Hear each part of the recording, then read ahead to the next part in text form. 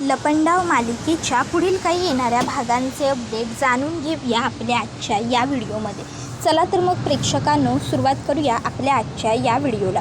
तर आपण आता इथे पाहतोय की आता जी नंदा मावशी असते ती मनस्विनीला म्हणत असते, मला माहिती होतं की तू असं काहीतरी नक्की करणार आणि बघ तू शेवटी तेच केलंस.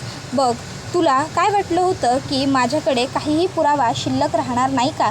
त्याबरोबर मनस्विनी आता तिच्याजवळ येऊन उभी राहते. तर नंदा मावशी म्हणत असते, बास आता झालं तेवढं पुरे झालं, आता गुपचूप माझा मोबाईल मला परत दे मोबाईल परत. त्याबरोबर मग मनस्विनी नंदा मावशीला तिचा मोबाईल परत करते. तशी मग नंदा मावशी मनस्विनीला म्हणत असते, ह्या ड्राईव्हच्या पेनामध्ये मी समजा काही शेव करून आधीच घेतलं होतं. अगं तू कसली आहेस नवं, ते मला अगदी व्यवस्थित ठावा आहे बघ. त्याबरोबर मग आता नंदा मावशी म्हणत असते, ध्यानात ठेव पुण्यांदा माझ्या वाट्याला जाऊ नगस, नाही म्हणजे ते तुझ्यासाठी चांगलं ठरायचं नाही नवं म्हणून सांगायलो. त्याबरोबर इकडे खरं तर सरकारला खूप जास्त राग आलेला असतो. तिला असं वाटत असतं की काय करू आणि काय नको, पण आता तिच्याकडे करण्यासारखं काहीही नसतं. तर नंदा मावशी तिला म्हणत असते, पुण्यांदा असं काही करायला जाऊ नगस, नाहीतर याद राग गाठ माझ्याशी आहे. एवढं बोलून नंदा मावशी तिकडनं जात असते. मग मनस्विनी तिकडे येते आणि म्हणते सॉरी. त्यावर नंदा मावशी म्हणते, काय म्हणालीस? हां आवाज नाही आला. अगं आता वय झालं ना व माझं, वयामानाच्या हिशोबाने आवाज येत नाही, मला कमी ऐकू येतं. तशी मनस्विनी जोरात ओरडते सॉरी. तशी लगेचच आता नंदा मावशी म्हणते, वा वा वा काय गं माझी सोनीती, तुझ्या तोंडून हे शब्द ऐकाया केवढा आनंद झाला मला. बरं वाटलं. हां चला आता येते. त्याबरोबर मग मनस्विनी नंदा मावशीला म्हणते, आई काय चाललं आहे, का बघतेस असं. त्याबरोबर नंदा मावशी म्हणते, काय आई बापरे, तुझ्या तोंडून आई ऐकायला मला कसं वाटतं सांगू का.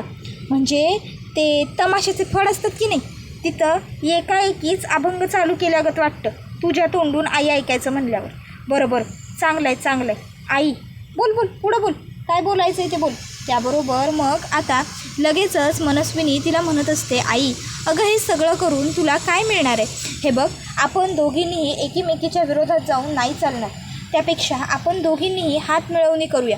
आई जर आपण हात मिळवणी केली ना तर आणि तरच आपल्याला ही सगळी प्रॉपर्टी मिळू शकते, नाहीतर खरंच आपल्या दोघींच्याही हाती काहीही लागणार नाही आहे. म्हणून म्हणते प्लीज ऐक माझ्याबरोबर हात मिळव. आपण एकत्र आलो ना तर आणि तरच आपण दोघीही फायद्यात राहू शकू. म्हणून म्हणते प्लीज आई ऐक माझं, उगाचच वेड्यासारखं वागू नकोस. त्याबरोबर मग नंदा मावशी म्हणते, खरं सांगू का तुला, नाही म्हणजे तुझं मन आहे की नाही ते एकदम काळं आहे बघ, पण पहिल्यांदा तुझे हे शब्द मला पांढरे असल्यासारखं वाटायलं.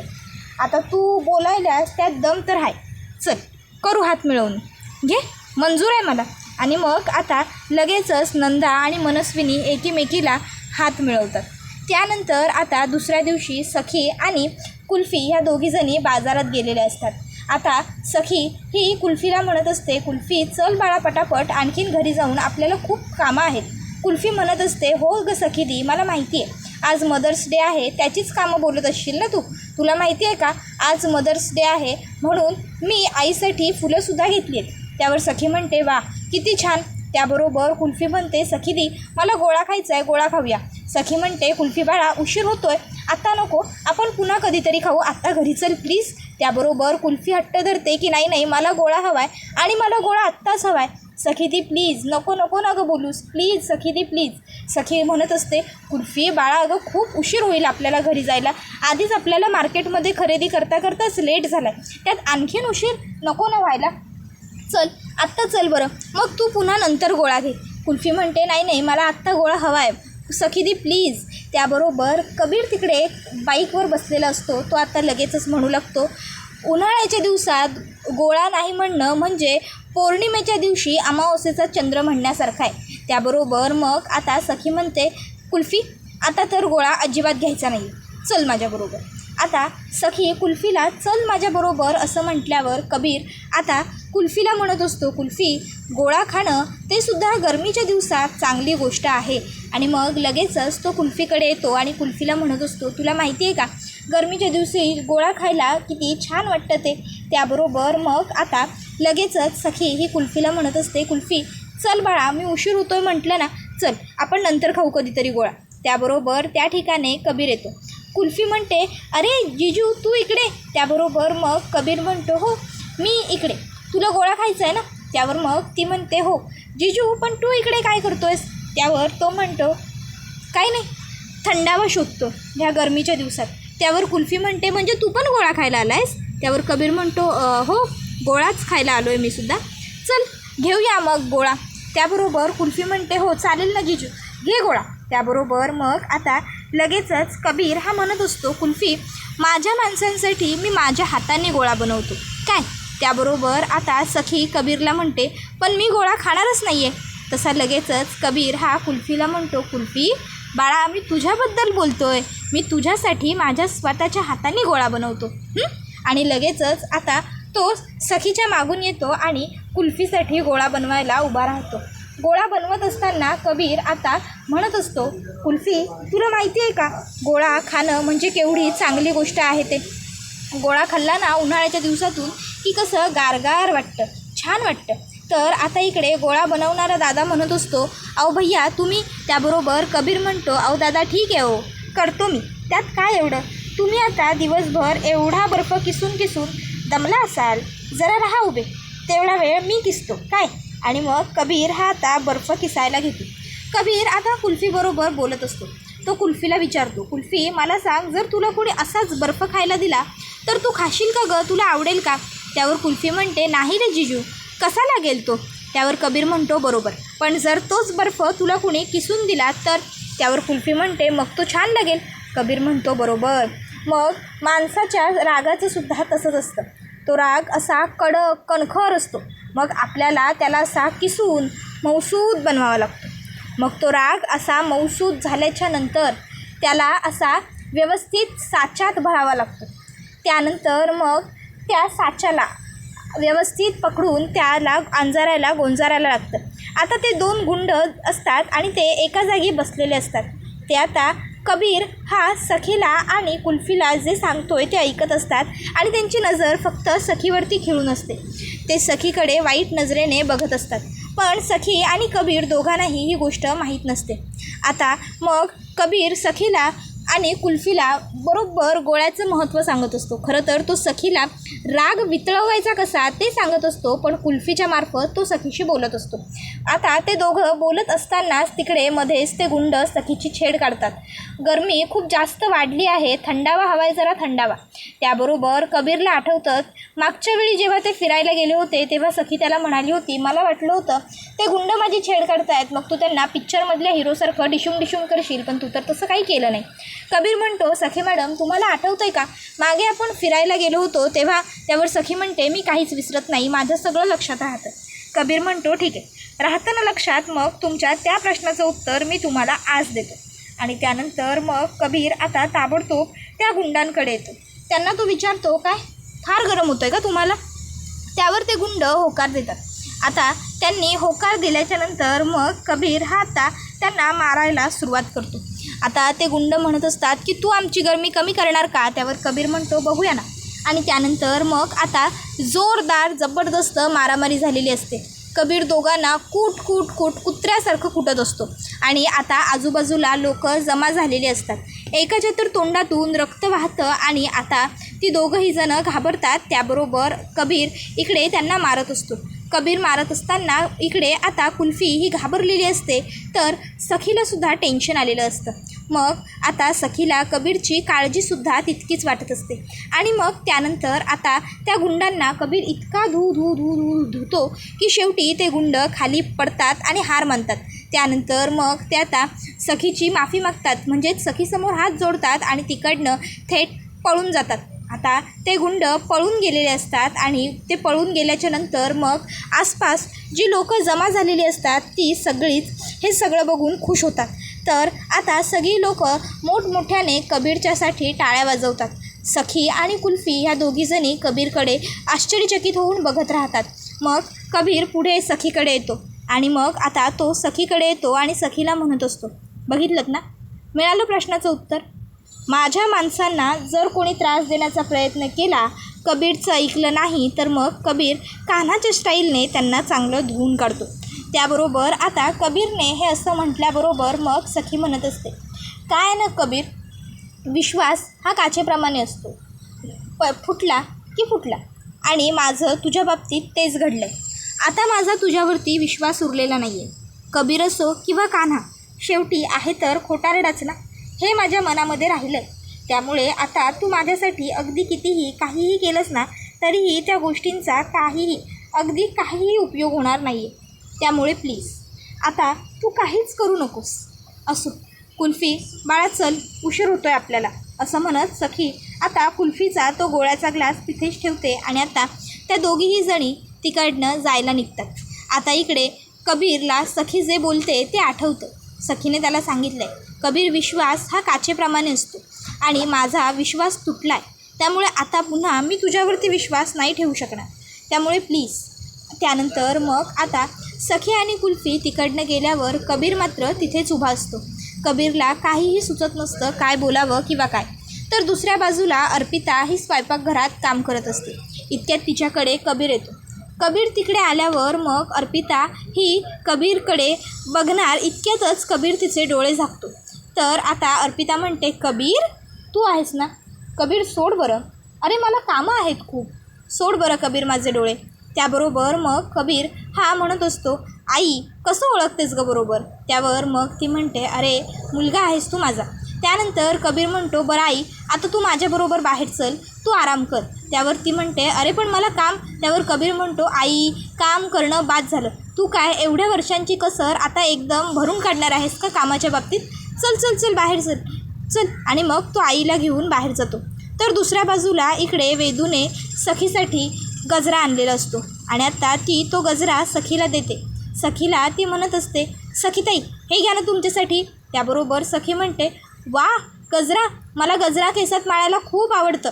त्याबरोबर आता लगेचच वेदू म्हणते, अहो सखीताई मला माहीत आहे ना, बाप्पा सुंदर माणसाला सुंदर वस्तू का तर आवडणारच ना, म्हणून मानलाय तुमच्यासाठी. पण सखी म्हणते, तुला हा गजरा सापडला कुठे? त्यावर मग आता वेदू म्हणते, अहो ते काय झालं, भाजीपाला आणायला गेले होते ना बाजारात, तर तिथे मला दिसला हा गजरा. मग मी म्हणलं की आमच्या सखीताईंवर एकदम भारी दिसून जाईल हा गजरा, आणि मी घेतलं. त्यात तुम्ही बघा नाही केवढी सुंदर साडी पेनलात ती, तुम्ही ना या साडीवर हा गजरा माळूनच टाका बघा. हा गजरा आणि ही साडी, बाप्पा बाप्पा बाप्पा, तुम्ही काय भारी दिसाल म्हणून सांगू सखीताई. ते म्हणतात ना, गजरा माळला की स्त्रीचं सौंदर्य अजूनच खुलून दिसतं बघा. त्याबरोबर आता सखीला कबीर हेच बोलला होता हे आठवतं आणि ती म्हणते, कान्हासुद्धा असंच बोलला होता. आणि मग मात्र सखीचा मूड जातो. तर आता इकडे मग आता वेदू गप्प बसते. तर आता सखी ही म्हणत असते, नाही नको आहे मला हा गजरा. त्यावर आता वेदू म्हणते, सखीताई आहो. सखी म्हणते, प्लीज वेदू नको मला हा गजरा. नाही म्हणजे हे केलं आहे तेवढं छान वाटतं आहे, साधं सिंपल गजरा माळाला तर ओव्हर दिसेल ना. त्याबरोबर मग आता इकडे मनातल्या मनात वेदू म्हणत असते, चला बॉसने सांगितलेलं वाक्य मी वेळेवर बोलले म्हणून सखी मॅडमना थोडी का होईना पण बॉसची कुठेतरी आठवण झाली. मग सखी म्हणते, वेदू घेऊन जा गजरा. वेदू म्हणते, सखीताई मला माफ करा पण मी थोडं बोलू का? त्यावर सखी म्हणते, बोल. त्यावर वेदू म्हणते, तुम्हाला गजरा बघितला की कबीरदादांची आठवण येते ना, मग तुम्ही सगळं सोडून का देत नाही? त्यावर सखी तिच्याकडे रागाने बघते. त्यावर वेदू म्हणते, नाही म्हणजे माफ करा मला, यो तुमच्या घरातला प्रश्न आहे, मी याच्यात बोलायलाच नको, पण तरी पण बोलून राहिले. म्हणजे बघा की आता तुम्हाला कबीरदादांची एवढी आठवण येते म्हणून तुम्ही समज सोडून द्याल, असं तर होणार नाही ना, म्हणून म्हणालो. अहो माळा की हो गजरा. अहो उगाचच्या उगाच गोष्टी सोडण्यात काय बी अर्थ नाही, त्यापेक्षा गोष्टी अनुभवायच्या, गोष्टी स्वीकारायच्या, फायद्यात ठराल बघा. आता काय करायचं ह्यो निर्णय सर्वस्वी तुमचा आहे, म्या काय शेवटी कामाला आहे तुमच्या घरी. आणि मग वेदू आता तिकडनं निघून जाते. त्याबरोबर मग सखी आता त्या गजऱ्याकडे बघते आणि गजरा हातामध्ये घेते. सखीने आता गजरा हातात घेतल्यावर मग ती आता त्या गजऱ्याकडे बघू लागते. तर दुसऱ्या बाजूला इकडे कबीरने सुद्धा त्याच्या आईच्या केसात गजरा माळलेला असतो. तर आई कबीरला म्हणते, अरे आज गजरा बायकोसाठी न्यायचा होतास ना, आईसाठी कुठे आणलास? त्यावर कबीर म्हणतो, आई अगं आज मदर्स डे आहे. त्याबरोबर मग आता आई म्हणते, हो का, बरं बरं. तुला माहिती आहे कबीर, हा गुण तू अगदी तुझ्या बाबांकडनं घेतलास. तुझे बाबासुद्धा असेच माझ्यासाठी गजरा आणायचे. मी त्यांच्यावर रागवले, नाराज असले किंवा त्यांना एखादं मोठं डील मिळालं किंवा काहीही छोटंसं कारण असलं ना, तरीही ते माझ्यासाठी गजरा आणायचे. ह्या गजऱ्याचा सुगंध आमच्या आयुष्यात खूप आनंद पसरवायचा. त्याबरोबर मग आता कबीर म्हणतो आई. त्यावर आई म्हणते आज 12 वर्ष झाली त्यांना जाऊन, पण तरीही आजही माझ्या मनात तो दरवळ अगदी तसाच आहे बघ. आता जाऊ दे, ते सगळं सोड. आता एकदा का सखी आपल्या कुटुंबात आली की नाही की मग आपलं कुटुंब पुन्हा पूर्ण होईल. सखी येईल ना रे कबीर नक्की?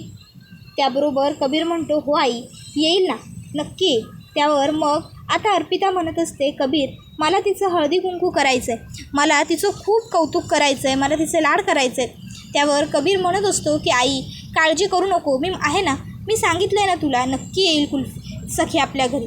हां, पण आता तिला यायला थोडा वेळ लागेल, पण मी दिलेला शब्द आहे त्यामुळे तो खोटा ठरणार नाही. सखी येणार म्हणजे येणार, ती नक्की घरी परत लवकरच येणार. त्याबरोबर आता आई म्हणत असते की तू म्हटलंयस ना, मग माझा आहे तुझ्यावर विश्वास. तुला काय सांगू, यावर्षी तुझ्या वडिलांचं 12वं वर्ष श्राद्ध आहे. त्यावर मग कबीर म्हणत असतो आई आहे माझ्या लक्षात, सगळं व्यवस्थित लक्षात आहे. खरंच तू बाबांबद्दल बोलताना आजही किती भरभरून बोलतेस, हरवून जातेस गं तू पूर्णपणे. त्यावर आई म्हणते अरे मग होतेच तुझे बाबा मुळात तसे, त्यांच्याबद्दल मी कितीही बोलत राहिले असते ना तरी ते मला कमीच पडलं असतं. इतक्यात आता वेदूचा फोन कबीरला येतो. कबीर फोन उचलतो आणि हा वेदू बोल असं म्हणतो. त्यावर वेदू म्हणते बॉस तुम्ही दिलेला गजरा मी सखी मॅडमना दिला आणि त्यांनी तो गजरा घेतलासुद्धा, पण तेव्हा त्यांना तुमची आठवण आली आणि मग त्यांनी गजरा माळायला नकार दिला. बॉस अहो तुम्ही एवढ्या मनापासून सखी मॅडमवर खरं प्रेम करताय, मग हे सगळं सखी मॅडमना कधी कळणार आहे? त्याबरोबर मग कबीर म्हणत असतो कळेल, लवकरच कळेल तिला सगळं वेदू, असू दे. त्यावरती म्हणते अहो पण सखी मॅडम गजरा माळायला नाही म्हणाल्यात. कबीर म्हणतो ती माळेल गजरा, आज नाही, आत्ता नाही, पण नंतर थोड्या वेळाने का होईना पण ती तो गजरा नक्की माळणार, माझी खात्री आहे. कारण सखी जे बोलते ते कधीच करत नाही. त्याबरोबर हे ऐकून आता वेदू हसते. त्यानंतर मग आता वेदू ही कबीरला म्हणते तुमच्या मनासारखं होऊ द्या बघा सगळं. त्यानंतर ती फोन ठेवते. तर आता इकडे सखी ही छान तयार होऊन खाली येते. मनस्विनी म्हणते वाह खरंच खूप गोड दिसतेस गं. तर आता वेदू ही सखीच्या डोक्यात गजरा आहे का बघते. सखीने तो गजरा माळलेला असतो. वेदू म्हणते वा बॉस वाह, काय तुम्ही बरोबर बोललात.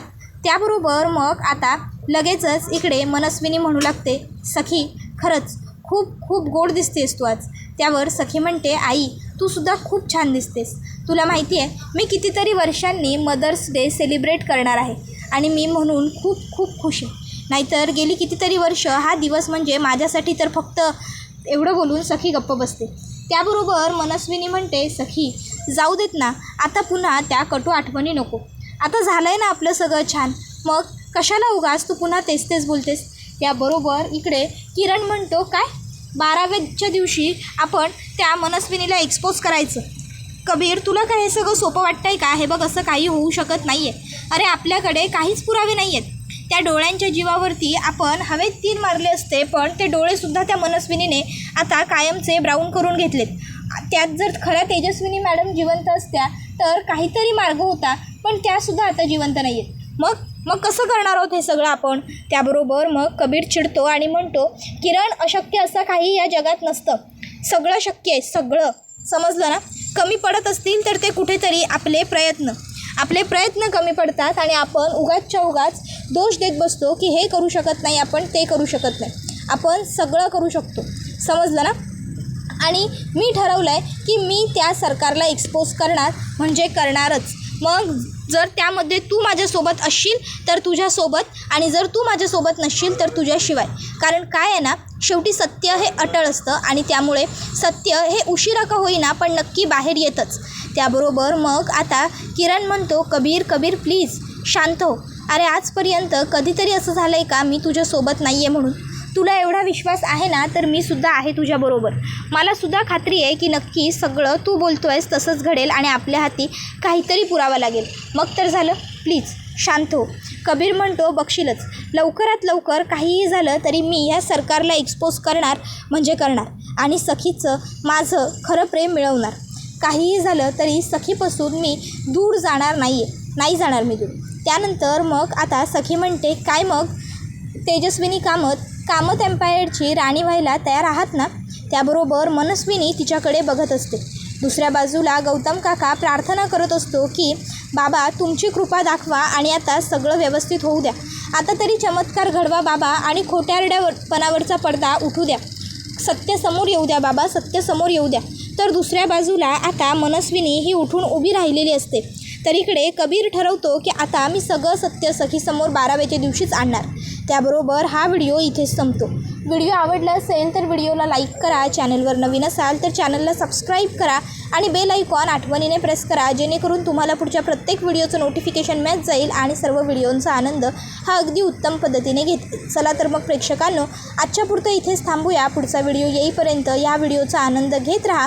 तुम्हाला लपंडाव ही मालिका कशी वाटते हे आम्हाला कमेंटमध्ये नक्कीच सांगा. पुढचा व्हिडिओ येईपर्यंत टाटा बाय बाय. धन्यवाद. Take care all of you.